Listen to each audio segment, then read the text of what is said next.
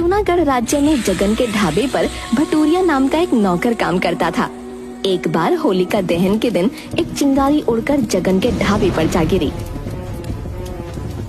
जिस कारण ढाबे में आग लग गई।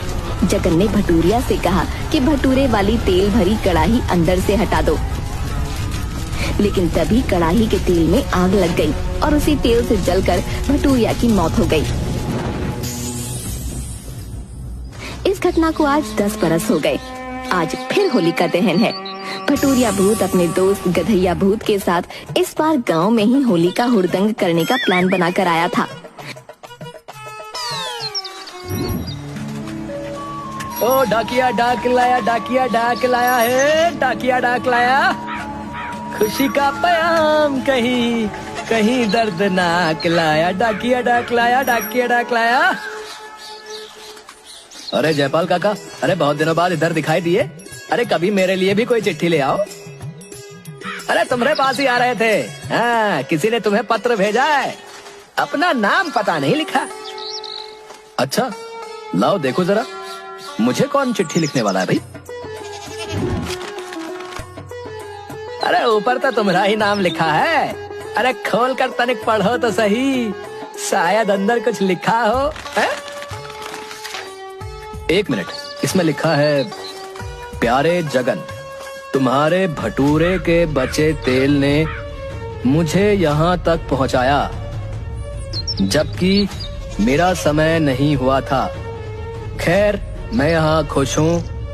आज होलिका दहन के दिन ही मैं तुमसे बिछुड़ गया था। आज फिर होलिका दहन है, मैं तुमसे मिलने आ रहा हूँ। तुम्हारा भटूरिया। अरे ये तो वही भटूरिया है जो तुम्हारे यहाँ काम करता था और होली के दिन जलकर मर गया था। ले जाओ, मैं नहीं जानता कुछ। गांव का ही कोई लौंडा मजाक कर रहा है, मैं किसी को नहीं छोड़ूंगा, एक एक को देख लूंगा। अरे भाई हमारा जो काम था वो कर दिए हैं। तुम्हारे पते में चिट्ठी थी, पहुंचा दी। अब तुम जानो क्या करना है तुम्हें। पूरे गांव में भटूरिया भूत की चिट्ठी की चर्चा होने लगती है।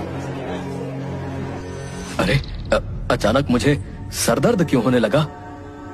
कहीं सचमुच में ये भटूरिया की चिट्ठी तो नहीं? उफ, चलते हैं झुमरू नाई की दुकान पर, वहीं बाल कटवा कर मालिश करवाऊंगा, तभी मेरा सरदर्द ठीक होगा। झुमरू नाई की दुकान पर भटूरिया भूत पहले से ही झुमरू बनकर खड़ा होता है। आओ आओ जगन सेठ, कहो क्या हाल है? सुना है तुम्हें कोई चिट्ठी आई है? हाँ भाई, जिसने भी ये मजाक किया है अच्छा नहीं है। टेंशन से सर फटा जा रहा है। चल जल्दी बाल काटकर अच्छी तरह से सर में मालिश कर दे। वैसे तो हम इन सब बातों पर विश्वास नहीं करते, लेकिन मालिक एक बार मैं भी देखा हूँ भूत। बचपन में मैं नानी घर पर रहता था, तभी एक आदमी जो आपके ही जैसा था।